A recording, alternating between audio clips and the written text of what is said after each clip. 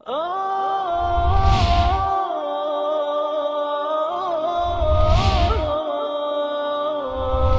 حامل القرآن.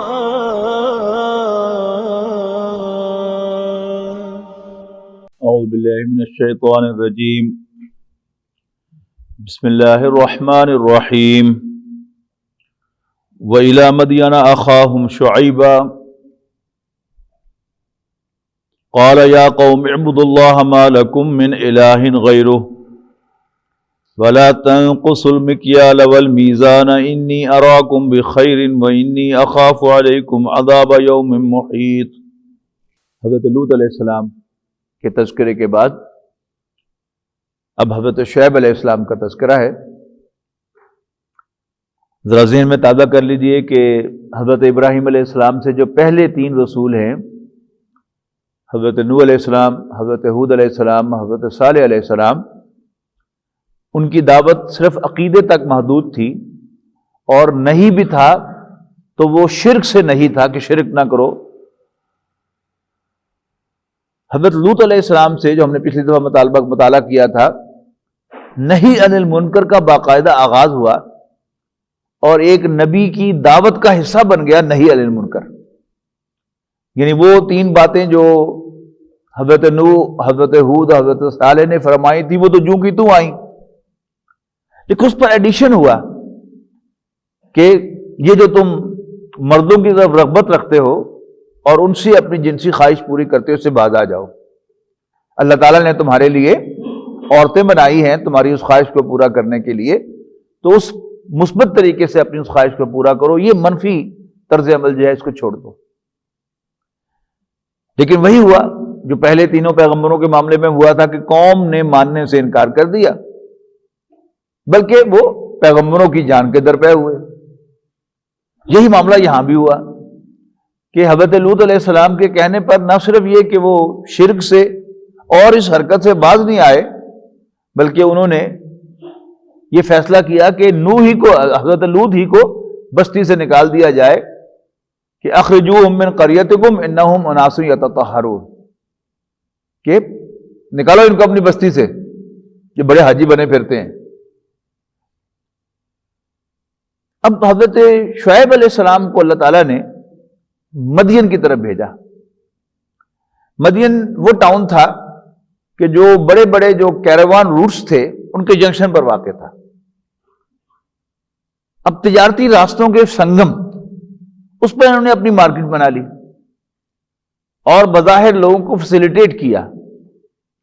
یعنی اب کوئی پروڈکٹ جو ہے وہ گجرانوالے میں بنتی ہے، کوئی لاہور میں بنتی ہے، کوئی جیلم میں بنتی ہے، کوئی خوشاب میں بنتی ہے، کوئی ملتان میں بنتی ہے.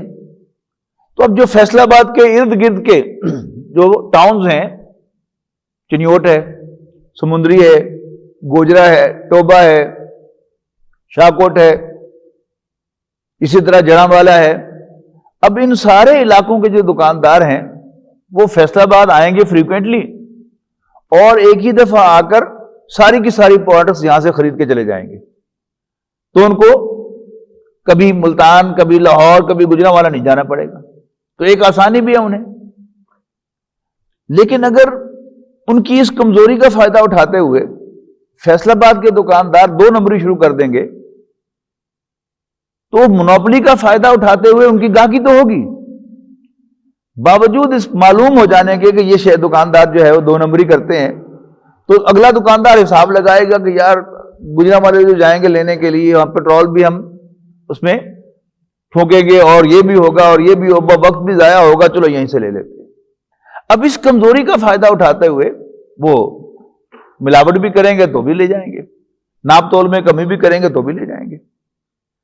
یہی معاملہ تھا کہ کیونکہ مدین کاروان روٹس کے جنکشن پر واقع تھا اور ہر طرف سے آنے والا دکاندار جو تھا اس کو اس جگہ پر سارا کا سارا مال مل جاتا تھا، اس کا یہ فائدہ اٹھاتے تھے اور ناپ تول میں کمی کرتے تھے. یعنی بعض دکاندار ہوتے ہیں کہ مال صاف بیچتے ہیں، اس میں ملاوٹ نہیں کرتے، لیکن ہر پیکٹ کے اندر وہ کچھ گرام جو ہے وہ جان بوجھ کر اس میں کم ڈالتے ہیں. اسی طرح کوئی پیٹرول پمپ والا ہے، وہ آپ کو پیٹرول تو خالص دیتا ہے لیکن اس نے پیمانوں میں گڑبڑ کی ہوئی ہے، تو آپ کسی خاص مجبوری کی وجہ سے کہ آپ کے گھر کے قریب ہے یا آپ کے آفس کے قریب ہے، آپ وہاں سے پیٹرول ڈلوائیں گے لیکن وہ آپ کو نقصان پہنچائے گا. تو یہی معاملہ وہاں پر تھا. تو فرمایا وَإِلَىٰ مَدْيَنَ أَخَاهُمْ شُعَيْبًا، یہ بھی جڑا ہوا ہے اِنَّا أَرْسَلْنَا نُوحًا إِلَىٰ قَوْمِهِ کے ساتھ. اِنَّا أَرْسَلْنَا إِلَىٰ مَدْيَنَ أَخَاهُمْ شُعَيْبًا، ہم نے بھیجا اہل مدین کی طرف ان کے بھائی شعیب کو علیہ السلام. قال یا قوم اعبدوا اللہ، انہوں نے بھی وہی بات کہی سب سے پہلے کہ اے میری قوم اللہ کی بندگی کرو. ما لکم من الہ غیرہ، اللہ کے سوا کوئی تمہاری عبادت کے لائق نہیں ہے. اور ساتھ ہی فرمایا ولا تنقصوا المکیال والمیزان، کیل کہتے ہیں پیمانے کو اور میزان کہتے ہیں وزن کرنے کے آلے کو. ترازو، وہ ترازو جو ہے وہ ہاتھ سے پکڑنے والا ترازو ہو، وہ سپرنگ ترازو ہو یا وہ ڈیجیٹل ترازو ہو، بہرحال ترازو ہے. اور دلچسپ بات یہ ہے کہ ہم سوچتے ہیں کہ ڈیجیٹل ترازو جو ہے اس میں گڑبڑ کا کوئی امکان نہیں ہے، لیکن اگر آپ اس کے سافٹ ویئر میں جا کے کوئی گڑبڑ کر لے تو امکان تو ہر جگہ موجود ہے. اسی طرح یعنی ہاتھ میں پکڑ کے کوئی شخص جو ہے وہ ترازو سے تول رہا ہے تو اس میں وہ اس کو یوں ہاتھ کرنے کا امکان زیادہ ہے، ڈنڈی مار رہا ہے، تو سوچا جاتا ہے کہ شاید اگر وہ ترازو لٹک رہا ہو سامنے تو اس میں امکان کم ہے، لیکن اس میں بھی کئی طریقے ہوتے ہیں اس میں گڑبڑ کرنے کے. اصل تعلق ہے اس کے نیت کے ساتھ. اگر انسان کی نیت صاف ہو تو انسان جو ہے وہ ناپ تول میں کمی نہیں کرے گا، اگر نیت میں خرابی ہوگی تو پھر وہ ناپ تول میں کمی کرے گا. تو ولا تنقصوا المکیال، کمی نہ کرو پیمانے میں، والمیزان، اور تولنے میں. انی اراکم بخیر، میں تمہیں آسودہ حال خوشحال دیکھتا ہوں. دیکھیے ایک دکاندار ہے، ایک بیچارہ ریڑھی والا ہے، پھل کی ریڑھی لگاتا ہے. شام ہو گئی ہے اور اس کو اندازہ ہے کہ اگر رات بھر یہ پھل جو ہے وہ نہ بکے تو پھر میرا اصل زر بھی ضائع ہو جائے گا. غریب آدمی ہے وہ، اگر کوئی تھوڑی بہت جو ہے آپ کو کوئی گلا ہوا پھل جو ہے وہ بھی آپ کو ساتھ جو ہے وہ دے دے تو شاید اللہ تعالیٰ بھی اس کو معاف کر دے. گناہ تو وہ بھی ہے، اسے توکل کرنا چاہیے اللہ تعالیٰ پر، لیکن بہرحال اس میں گنجائش موجود ہے. اس لیے کہ نبی اکرم صلی اللہ علیہ وسلم نے فرمایا کہ کاد الفقر ان یکون کفرا، یعنی فقر و فاقہ جو ہے وہ انسان کو کفر تک لے جاتا ہے. یہ ڈنڈی مارنا تو بہت چھوٹی بات ہے، لیکن ان کا معاملہ کیا تھا؟ حضرت شعیب ان سے کہہ رہے ہیں انی اراکم بخیر، میں تمہیں خوشحال آسودہ حال پاتا ہوں، کھاتے پیتے ہو تم. وانی اخاف علیکم عذاب یوم محیط، اور میں تمہارے معاملے میں ایک گھیر لینے والے دن کے عذاب سے ڈرتا ہوں. یعنی جب اللہ تعالیٰ کا عذاب آتا ہے تو کوئی اس سے بھاگ کے جا نہیں سکتا.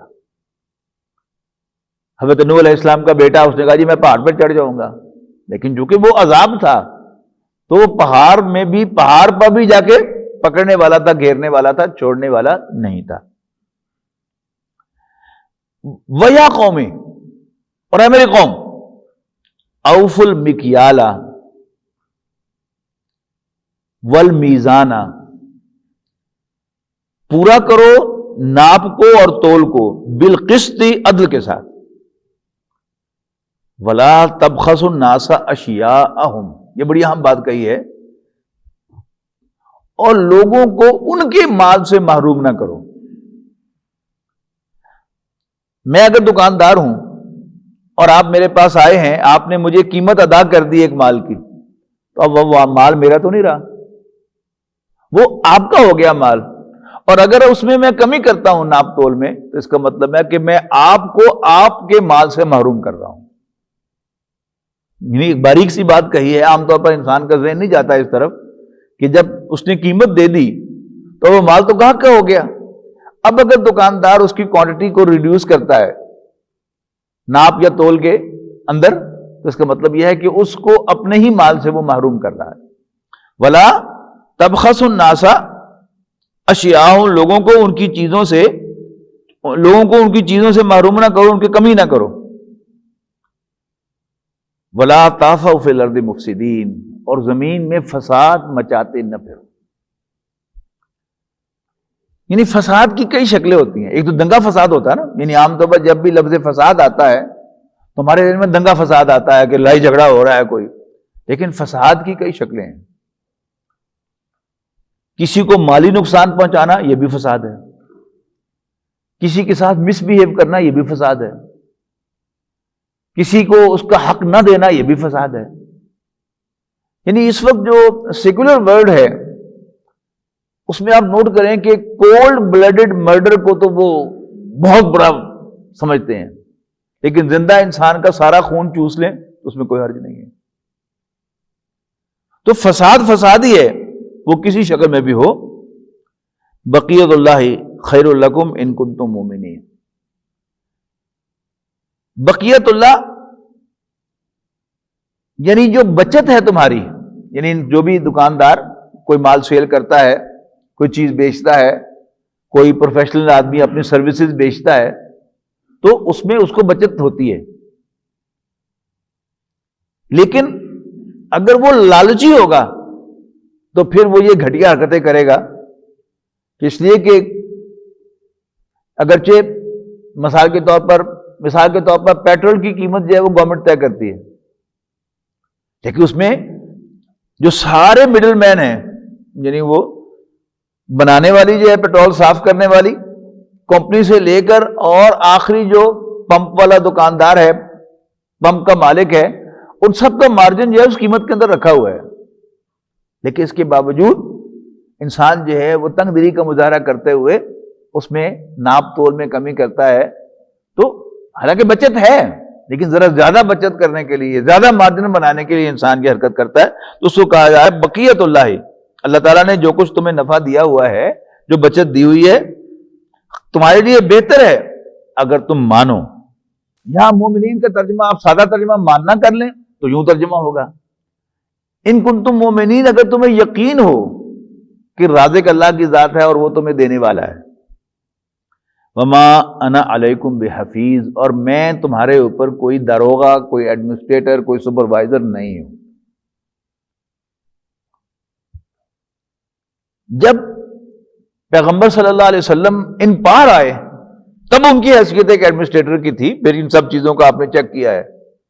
لیکن جب آپ دعوت کی سٹیج پر تھے مکہ مکرمہ میں اور مدینہ منورہ میں بھی، فتح مکہ سے پہلے آپ کی حیثیت کیا تھی؟ آپ ایک دائی تھے، ایک کانسٹیٹیوشنل ہیڈ تھے، کسی بھی قبیلے کے معاملے میں آپ دخل نہیں دے سکتے تھے. اس کے بعد پھر آپ کی حیثیت ہوئی، پھر آپ نے فیصلے کیے، پھر آپ نے وہ سارے کے سارے معاملات جو ہیں وہ کیے ہیں اور لوگوں کے درمیان چیزوں کو سیٹل کیا ہے. جس نے زیادتی کی ہے اس کو سزا دی ہے، جس نے جو مظلوم ہے اس کو آپ نے اس کا حق دلایا ہے. اور پھر نبی اکرم صلی اللہ علیہ وسلم تو فتح مکہ کے جلد ہی بعد اس دنیا سے چلے گئے.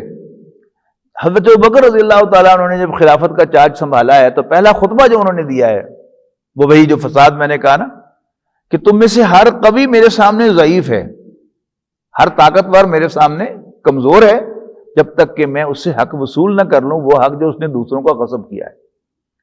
اور ہر کمزور تم میں سے میرے سامنے طاقتور ہے جب تک کہ میں اس کو اس کا حق دلا نہ دوں.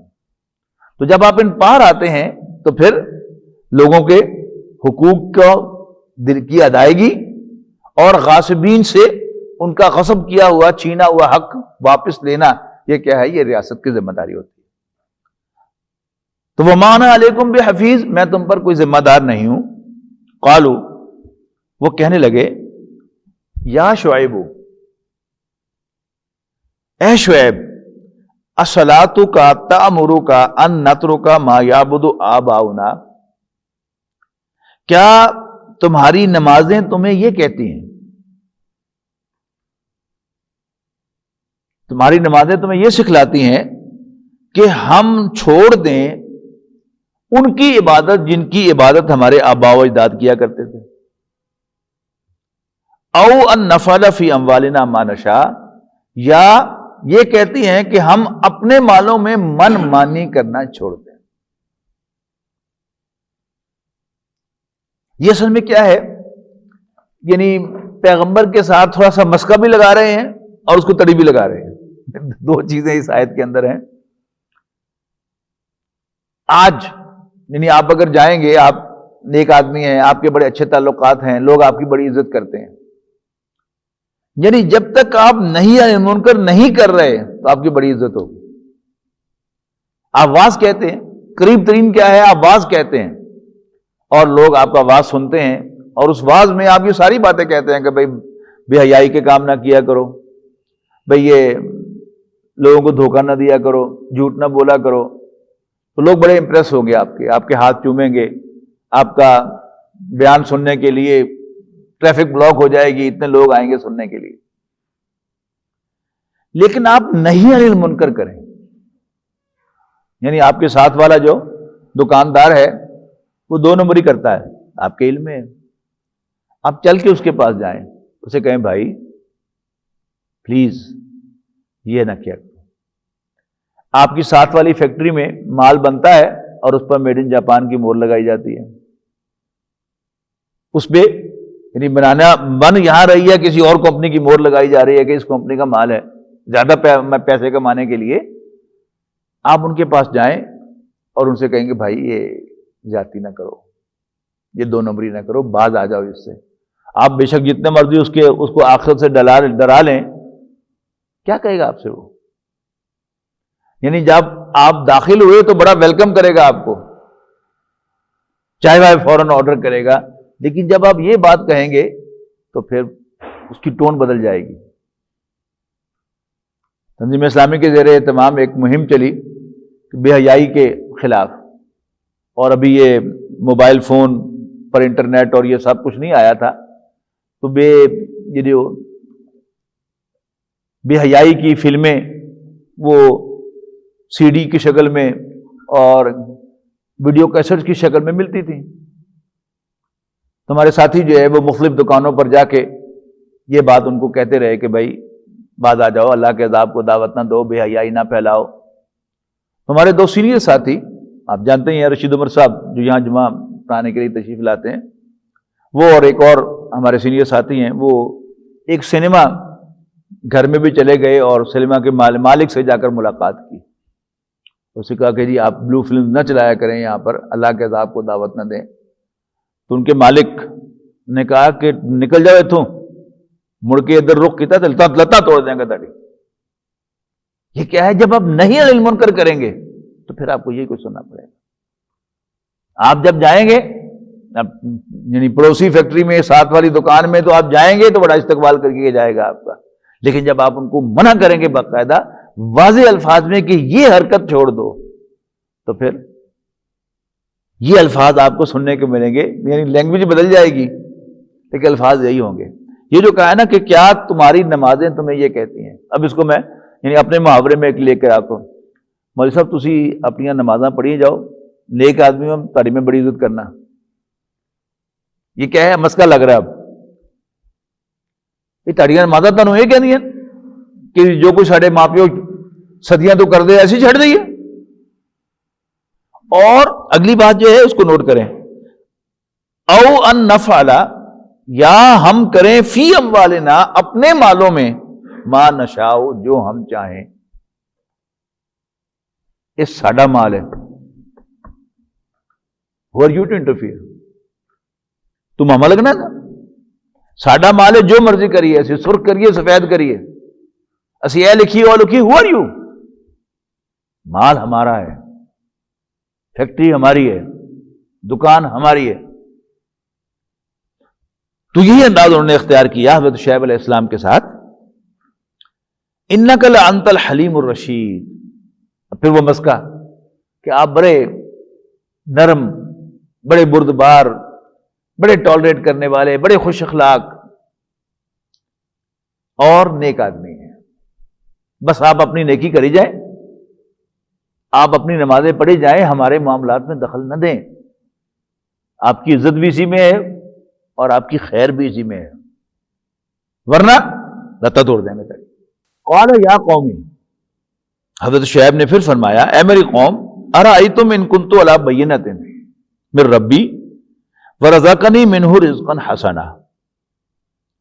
دیکھو اگر میں اپنے رب کی طرف سے روشن دلیل پر ہوں، واضح دلیل پر ہوں، میں جو بات کہہ رہا ہوں، اگر تو یہ بغیر دلیل کے ہے، تمہارا دل اس کو نہیں مانتا، یا تم سمجھتے ہو کہ میں غلط بات کہہ رہا ہوں، پھر تو بات اور ہے. لیکن اگر میں بات صحیح کہہ رہا ہوں تو تمہارا دل بھی مانتا ہے کہ میں صحیح بات کہہ رہا ہوں، تو ان کنتو علی بینۃ من ربی، اگر تم سمجھتے ہو کہ میں اپنے رب کی طرف سے روشن دلیل پر ہوں اور میرے رب نے اپنے پاس سے مجھے عمدہ رزق عطا دیا ہے، یعنی یہ بھی اب جواب میں کیا کہہ رہے ہیں، میں تاڑ کو منگ کے نہیں کھاندا، یہ جو تم مجھے اس طرح بول رہے ہو میرے ساتھ، تو میں تم سے لے کے نہیں کھاتا. اچھا، اگر کوئی دین کی دعوت دینے والا وہ لے کے کھاتا ہو تو پھر وہ اس طرح کا انداز اختیار نہیں کر سکتا، پھر اس کی دعوت میں وہ پھر دعوت ہی رہتی ہے، صرف واز کہے گا، نہی عن المنکر نہیں کرے گا. وما اريد ان اخالفکم، وما اريد، اور میں نہیں چاہتا، ان اخالفکم، کہ میں اس کے خلاف کروں، الی ما انہاکم عنہ، کہ جس چیز سے میں تمہیں منع کرتا ہوں. یہ بھی بڑی اہم بات ہے کہ ایک نہی عن المنکر کرنے والے یا دعوت دینے والے کو اپنا کردار جو ہے وہ بھی صاف رکھنا چاہیے. اگر وہ خود بھی دو نمبری کرتا ہو تو پھر وہ دوسرے کو کس منہ سے دو نمبری کرنے کو کہے گا، دو نمبری چھوڑنے کو کہے گا. تو وما اريد، اور میں نہیں ارادہ رکھتا، ان اخالفکم الی ما انہاکم عنہ، اور میں نہیں چاہتا کہ جس امر سے میں تمہیں منع کروں خود میں اس کو کرنے لگوں. ان اريد الا الاصلاح ما استطعت، میں تو صرف اصلاح چاہتا ہوں جس حد تک میں کر سکوں. وما توفیقی الا باللہ، اور اس بارے میں مجھے توفیق تو اللہ تعالیٰ ہی کی طرف سے ملے گی. علیہ توکلت، میں اللہ تعالیٰ ہی پر بھروسہ کرتا ہوں. وإلیہ انیب، اور اسی کی طرف رجوع کرتا ہوں، اسی سے معافی مانگتا ہوں. ویا قومی، اور اے میری قوم، لا یجرمنکم شقاقی ان یصیبکم مثل ما اصاب قوم نوح او قوم ہود او قوم صالح. اے میری قوم، میری مخالفت تم سے کوئی ایسی حرکت نہ کرا دے کہ جس کے نتیجے میں تم پر ویسا ہی عذاب آئے جیسا آیا تھا قوم نوح پر، قوم ہود پر اور قوم صالح پر.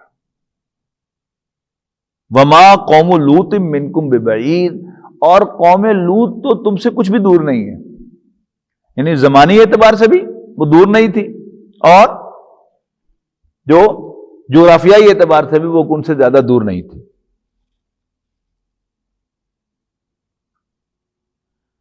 وَاسْتَغْفِرُوا رَبَّكُمْ وَتُوبُوا إِلَيْهِ، اور تم اپنے رب سے بخشش مانگو، پھر اس کی جناب میں توبہ کرو، یعنی برائی چھوڑ دو. بخشش بھی مانگو. توبہ کی شرائط میں سے کیا ہے؟ نیک عمل کو اختیار کرنا. یعنی توبہ کا تقاضا، جو لازمی شرط کیا ہے؟ ایک دفعہ انسان اس کام کو ضرور چھوڑے، پھر وہ قابو نہ رکھ سکتے اپنے اوپر، پھر اس کو دوہرا دے، کوئی حرج نہیں. لیکن توبہ کرتے ہوئے اس کے ذہن میں نہ ہو کہ آج میں توبہ کروں گا، کل پھر وہ کروں گا، پھر وہ توبہ جو ہے وہ توبہ نہیں. ثم توبوا الیہ، اللہ تعالیٰ سے پچھلے گناہوں کی بخشش مانگو اور آئندہ کے لیے تائب ہو جاؤ، چھوڑ دو. ان ربی رحیم ودود، یقیناً میرا رب رحم فرمانے والا اور محبت کرنے والا ہے، وہ تمہارا دشمن نہیں ہے. وہ اس انتظار میں نہیں بیٹھا ہوا کہ تم کوئی غلطی کرو اور وہ فوراً تمہیں سزا دے. قالوا یا شعیب ما نفقہ کثیرا مما تقول، انہوں نے کہا اے شعیب، جو باتیں تم کر رہے ہو ان میں سے اکثر ہماری سمجھ میں نہیں آتی. وَإِنَّا لَنَرَاكَ فِينَا ضَعِيفًا، اور ہم تمہیں اپنے میں ضعیف پاتے ہیں، کمزور پاتے ہیں. یہ بھی وہی تڑی والی بات. وَلَوْلَا رَحْتُكَ لَرَجَمْنَاكَ وَمَا أَنْتَ عَلَيْنَا بِعَزِيزٍ، اور اگر تیرا خاندان نہ ہوتا، تیرا قبیلہ نہ ہوتا، اب قبیلے سے وہ جنگ نہیں لڑ سکتے. حضور صلی اللہ علیہ وسلم کا معاملہ بھی یہی رہا نا. سیرت النبی میں دیکھیں، تفصیل سے ہم یہاں پڑھ چکے ہیں کہ جب تک ابو طالب خاندان کا سربراہ رہا، اور اس نے as the head of the بنو ہاشم حضور صلی اللہ علیہ وسلم کے ساتھ دیا، تب وہ خانہ جنگی سے ڈرتے تھے کہ ہم بنو ہاشم سے لڑائی نہیں لے سکتے، خاندان سے لڑائی یا قبیلے سے لڑائی نہیں لے سکتے. تو یہاں بھی وہ کہہ رہے ہیں کہ تم کو تگڑے نہیں ہو، ہاں تمہارا قبیلہ تمہاری پشت پر ہے، تو اگر وہ قبیلہ نہ ہوتا تمہاری پشت پر تو ہم تمہیں رجم کرتے، تمہیں پتھر مار مار کے ہلاک کر دیتے، سنسار کرتے. وما انت علینا بعزیز، اور تمہیں ہم پر کچھ بھی غلبہ نہیں ہے. پھر حضرت شعیب نے فرمایا قال یا قومی ارہتی اعز علیکم من اللہ، اے میری قوم، کیا میرے بھائی بندوں کا، میرے قبیلے کا، میرے خاندان کا دباؤ تم پر اللہ سے زیادہ ہے؟ اللہ کے دباؤ سے زیادہ ہے؟ اللہ سے نہیں ڈر رہے اور میرے خاندان یا میرے قبیلے سے ڈر رہے ہو. ارہتی اعز علیکم من اللہ واتخذتموہ وراءکم ظہریہ، اور اس کو تم نے اپنی پیچھے پیچھے ڈال دیا ہے. یعنی میں تمہیں اللہ سے ڈرا رہا ہوں، اس کو تو تم نظر انداز کر رہے ہو. دیکھیں اللہ کی کر لینا، تم کر لے جو کرنا ہی، لیکن میرے خاندان سے، میرے قبیلے سے، میرے بھائی بندوں سے ڈر رہے ہو. ان ربی بما تعملون محیط، میرا رب تمہاری تمام حرکتوں کا احاطہ کیے ہوئے. وَيَا قَوْمِ، اور اے میری قوم، اعملوا علی مکانتکم انی عامل، تم اپنی جگہ جو کرنا چاہتے ہو کر لو، اور میں اپنا عمل کرتا ہوں. سوف تعلمون من یاتیہ عذاب یخزیہ ومن ہوا کاذب، ان قریب تم جان لو گے کہ کون ہے وہ کہ جس پر رسوا کرنے والا عذاب آتا ہے، ومن ہوا کاذب، اور کون جھوٹا ہے. اب حضرت شعیب علیہ السلام کو جھوٹا کہہ رہے تھے نا کہ تم کلیم جو کر رہے ہو کہ میں اللہ کا نبی ہوں، کوئی نبی شبی نہیں ہوں، خود ہی من مانی کر رہے ہو تم. تو پتہ چل جائے گا ان قریب جب عذاب آئے گا، یعنی میرے جھٹلانے کی وجہ سے تم پر عذاب آئے گا تو میں سچا ثابت ہو جاؤں گا، اور جب تم پر عذاب آئے گا تو پھر تم ذلیل ہوگے، تمہاری رسوائی ہوگی، اور تمہارا سارا کا سارا جو طرز عمل ہے وہ غلط ثابت ہو جائے گا. وَارْتَقِبُوا، تم بھی انتظار کرو، انی معکم رقیب، میں بھی تمہارے ساتھ انتظار کرتا ہوں اللہ تعالیٰ کے فیصلے کا. وَلَمَّا جَاءَ أَمْرُنَا نَجَّيْنَا شُعَيْبًا وَالَّذِينَ آمَنُوا مَعَهُ بِرَحْمَةٍ مِنَّا، اور جب ہمارا حکم آ پہنچا، ہم نے نجات دی شعیب کو اور ان کے ساتھ ایمان لانے والوں کو. ہم نے نجات دی شعیب کو اور شعیب کے ساتھ ایمان لانے والوں کو برحمت منا، اپنی مہربانی سے، اپنی ایک عنایت سے. وَأَخَذَتِ الَّذِينَ ظَلَمُوا الصَّيْحَةُ، اور ظالموں کو ایک زوردار آواز نے آن پکڑا. یہ چنگھاڑ جو ہے پرانے تراجم میں ہوتا ہے نا، یہ زوردار آواز ہے. اچھا، آواز جو ہے یہ کیسے عذاب ہے، اس کی دو ترجمے لیے گئے ہیں ذہن میں. ایک تو یہ انداز ہے کہ آپ غور کریں کہ بعض اوقات نماز کے دوران جب سجدے پہ جاتے ہیں تو یہ جو مائک ہوتا ہے یہ ریزونیٹ ہو جاتا ہے، کیونکہ وہ زمین جو ہے وہ بالکل قریب ہو جاتی ہے اس کے، اور وہ کہ ایسا اس کا سائیکل بنتا ہے کہ ٹی کی آواز آتی ہے. کتنے سیکنڈ کا سجدہ ہوتا ہے؟ 3 سیکنڈ کا. وہ 3 سیکنڈ کا سجدہ کرنا محال ہو جاتا ہے انسان کے لیے، اور اگر یہی آواز ذرا اس سے بھی زیادہ تیز آواز ہو اور وہ پرولونگ ہو جائے گھنٹوں پر، تو شاید میں سمجھتا ہوں کسی اور چیز کی ضرورت ہے، اسی میں انسان ہلاک ہو سکتا ہے. لیکن بعض جدید تراجم نے اس کا ترجمہ زوردار دھماکہ کیا ہے. اس سے تو بات جو ہے وہ سمجھ میں آتی ہے کہ آواز ہی ہوتی ہے نا بنیادی طور پر، جو نظر آتا ہے وہ تو کیا ہے، ٹھا آواز آئی، اور اس کے بعد دیکھا کہ سب لاشیں جو ہیں وہ انسانی جانیں جو ہیں وہ ختم ہو گئی، اور انسانی جسم کے ٹکڑے جو ہے وہ ادھر ادھر سب بکھرے پڑے ہیں. تو کتنی دیر لگی؟ تو آئی تو ایک آواز ہی نا، تو ممکن ہے وہ بھی ہو. یعنی اللہ تعالیٰ کے لیے کوئی کام کرنا مشکل نہیں. اس کا فیصلہ ہے کہ کسی کو مارنا ہے، کسی قوم کو تباہ کرنا ہے، تو اس کو مشورہ کرنے کی ضرورت نہیں، پلاننگ کرنے کی ضرورت نہیں، اس کا حکم ہوگا اور جس طریقے سے حکم ہوگا، یعنی قوم نوح کو تباہ کرنے کے لیے پانی آ گیا اور قوم ہود کو تباہ کرنے کے لیے تیز آندھی آ گئی، یعنی قوم عاد کے لیے کیا ہوا؟ تیز آندھی آئی، اکھاڑ کے رکھ دیا۔ اور یہاں کیا ہوا؟ زوردار آواز آئی، وہ دھماکے کی شکل میں آواز تھی، ایک دم زمین پھٹ گئی، یا وہ ویسے ہی اللہ تعالیٰ نے کوئی آواز جو ایسی بھیجی کہ جس نے جو لاٹ کی وجہ سے مر گئے، سب کچھ ممکن ہے۔ تو وَأَخَذَتِ الَّذِينَ ظَلَمُوا الصَّيْحَةُ، ایک زوردار آواز نے آ کر ان ظالموں کو پکڑ لیا، فَأَصْبَحُوا فِي دِيَارِهِمْ جاثمین، اور وہ اپنے گھروں میں اوندھے پڑے رہ گئے۔ اچھا، اوندھے پڑے ہونے میں کئی نکات جو ہیں وہ سامنے آتے ہیں کہ یہ کوئی کیا اوندھے پڑے رہ گئے، یعنی جب انسان کو کوئی تکلیف ہوتی ہے تو عام طور پر وہ سیدھا جا کر لیٹتا ہے یا کسی جگہ بیٹھتا ہے، تو اوندھے گر پڑنے کا مقصد کیا ہے کہ جب وہ گر پڑتا ہے تو وہ اوندھے منہ گرتا ہے عام طور پر، یعنی اس کی ٹانگیں جو ہیں، جب لیٹنے کے لیے انسان کو ٹانگیں جو ہیں وہ آگے کرنی پڑتی ہیں، پھر انسان جو ہے پیچھے یوں سٹریچ ہوتا ہے، لیکن اوندھے منہ گرنے کا مطلب یہ ہے کہ اتنا بھی وقت نہیں دیا گیا کہ وہ سیدھے ہو کر لیٹ سکتے۔ فَأَصْبَحُوا فِي دِيَارِهِمْ جَاثِمِينَ كَأَن لَّمْ يَغْنَوْا فِيهَا، ایسے جیسے کبھی وہ بستے ہی نہ تھے۔ اب یہ آرکیولوجیز کو ہم دیکھتے ہیں، ٹیکسلا ہے، موہنجوداڑو ہے، ہڑپا ہے، اب تو موٹر وے بن گئی تو وہاں سے گزرنا نہیں ہوتا، ورنہ پہلے ہم جی ٹی روڈ سے گزرتے ہوئے جب پشاور کی طرف جاتے تھے تو عین جی ٹی روڈ کے اوپر وہ کھنڈرات تھے، اور اتر کر دیکھا بھی ہوگا آپ نے ان کو۔ اب اس میں سب کچھ لکھا ہوا ہے، حالانکہ ثبوت کوئی نہیں اس کا، یہ تہذیب 5000 سال پرانی تھی کہ 10,000 سال پرانی تھی، کسی آرکیولوجسٹ نے یہ رائے دی ہے کہ 10,000 پرانی تہذیب ہے یا 5,000 سال، ثبوت کوئی نہیں۔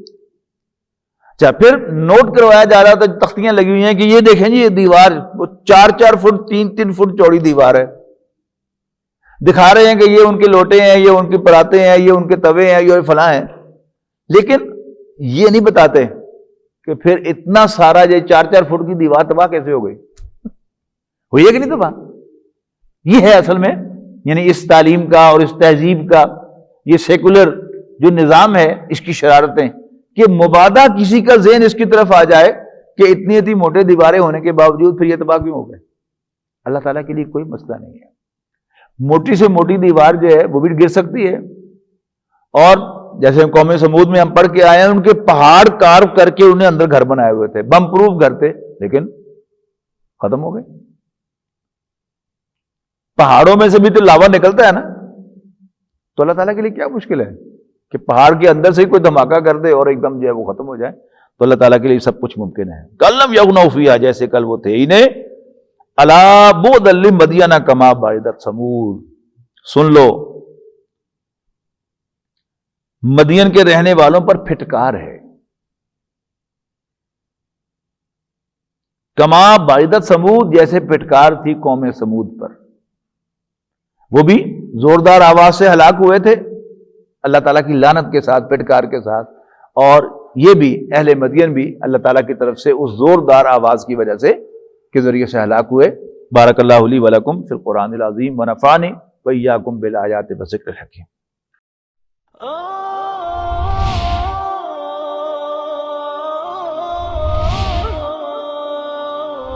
يا حامل القرآن